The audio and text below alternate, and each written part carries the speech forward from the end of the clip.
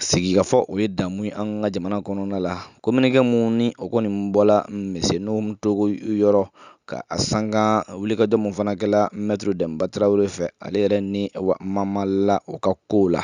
K'i b'a ye k'a fɔ a ka kumaw la, a ye foli ni waleɲumandɔn bila ka taa Maître Demba ma. O kɔfɛ tuguni mun bɛ tali kɛ Sidi Mokhtar Dembele ni bɛɛ lajɛlen kama ko Ura 12 ale fana ka wulikajɔ ka sen don ko in na.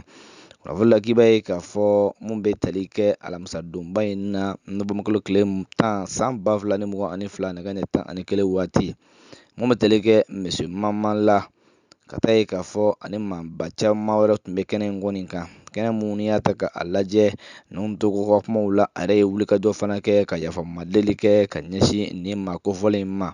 Sabula mun bɛ tali kɛ a yɛrɛ ye waleya minnu kɛ ka ɲɛsin a ma a ka publication hukumu kɔnɔna la n'u bɛ tali kɛ bɔlɔlɔ sanfɛla la, k'i b'a ye k'a fɔ a kɔni a ye nimisa kɔni bolo da o fari dalen a la, a ye hakɛto ɲini kɛ ka ɲɛsin nin maaba in fana ma Mamala. K'i b'a ye k'a fɔ a ye tando ani waleɲumandɔn fana kɛ mun bɛ tali kɛ wulikajɔ mun kɛla ka Mamala fɛ ka se ka laminɛ kɛ ka jɛ ni a ka yafamadeli fana kun minɛlen ye ko o bɛn'a ma, a jala ye kosɛbɛ.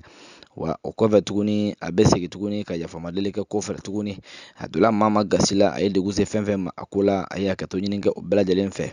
A ye foli kɔni waleɲumandɔn ka tila k'a kɛnɛgɛ ka ɲɛsin Sidi Mokhtar Dembele Ura 12 ma ani a yɛrɛ ka avocat n'o bɛ tali kɛ Maître Demba Traoré.